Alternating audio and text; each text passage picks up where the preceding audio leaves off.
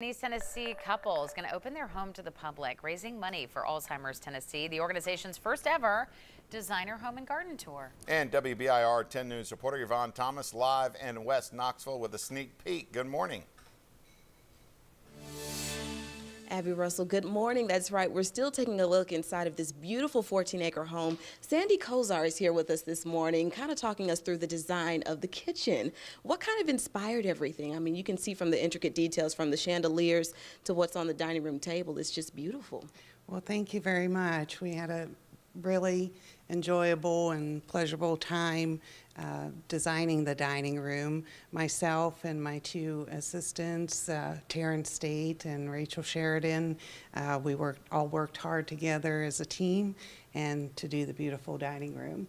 The inspiration really started with the picture behind us, which is the picture of the horse, and knowing that the homeowner wanted more of a farmhouse look to what she was adding throughout the house, and we wanted to add a touch of elegance. So that's where we added the chandelier with the crystal and then the acrylic rods, which are quite unusual, over the custom drapery. Mm-hmm.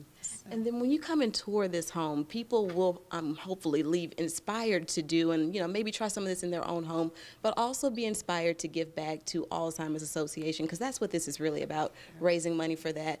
Kind of talk to us a little bit about how you're connected with Alzheimer's. Well, Elizabeth Grant called me one day and asked me to become involved, and it was quite an honor to be asked. We have family members on my husband's side that have suffered through Alzheimer's, and although it was many years ago, it's still very fresh to talk about it, and just brings a sadness. So you hope the little bit that we're doing here is going to somehow help someone somewhere someday along the way. Absolutely. Absolutely. Very well said. Well, thank you so much for being with us this morning and showcasing all of this and the wonderful work that we're trying to do with Alzheimer's disease. But for now, we'll send things back over to you.